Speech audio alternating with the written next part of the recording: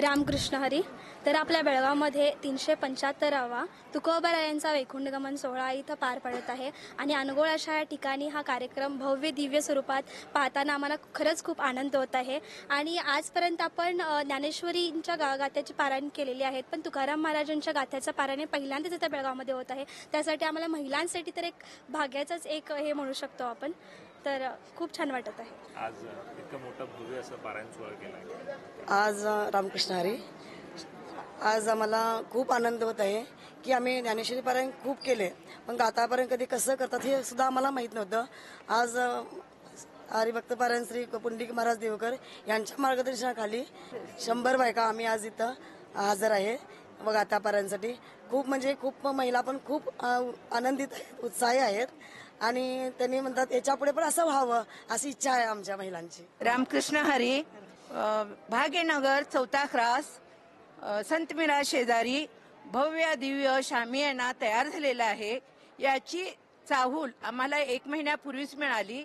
यापूर्वी ह्या अनेक भक्तांनी आमच्याकडून सेवा होण्यासाठी किंवा गाथा वाचण्यासाठी अनेक लोकांची नावं घेतली आणि पूर्वी आम्हाला हे माहीत नव्हतं की तुकाराम गाथा म्हणजे काय.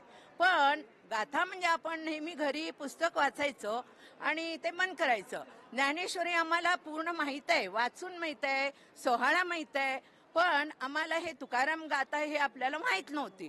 पण हे जे व्यवस्थापन केलेलं आहे ते आमच्या अनगोळवासियांना, आमचं अनगोळवासी जे आहेत त्यांचं पूर्ण भाग्य आहे. का तर मला वाटते, माझ्या ऐकिवात आहे की अशी ही गाथा फक्त पुण्यामध्ये होत होती आणि कुठंही नाही. पण आमच्या बेळगाव असं कर्नाटकमध्ये बेळगाव अशा मोठ्या भव्य दिव्य थाटामाटात हा सोहळा झालेला आहे. तर यासाठी आमच्या ज्या ज्ञानेश्वरी संत तुकाराम महाराज, नामदेव महाराज, अनेक संतांचे वंशज आमच्या ह्या अनगोळवासियांचे पाय लावले आणि आम्हाला की नाही त्यांचं दर्शन झालं, त्यांचं कीर्तन ऐकू मिळालं. कालच आम्ही ऐकलं की नामदेव महाराजांचं इतकं छान वाटलं की प्रत्यक्ष नामदेव महाराज आपल्या इथं आले. त्याचप्रमाणे तुकाराम महाराजांचे वंशज 14वे वंशज ते सुद्धा आहेत. ते कालपासून पहाटेपासून धडपड करायला लागलेत. काल आज इतका भव्य दिव्य ह्या आमच्या बेळगावच्या भगिनी आहेत, अनगोळवासी आहेत, आजूबाजूच्या खेडोपाडी सगळे जण इथं आले, त्यांनी सेवा बजावले आणि हा दिव्य सोहळा आमच्यासाठी अविस्मरणीय, न विसरण्यासारखा आहे. धन्यवाद. रामकृष्ण हरी. काय वाटतं तुम्हाला? हे पहिली टाईम आमच्या इथं झालेलं आहे पारायण. त्याच्यात आमच्या संतांचे पाऊल आमच्या ह्याच्यात लागलेले आहेत. हीच आमच्यात कायमचं अशीच वर्षानुवर्षे होऊ दे, हेच आमची मागणी आहे. रामकृष्ण हरी. खूप आनंद वाटतोय ह्या अनघोळमध्ये. आम्ही इथं राहतो पण, आणि इतका आनंद वाटतो की असं वाटतं की इथून जाऊच नाही आणि हे कायम दरवर्षी राहावं इथं.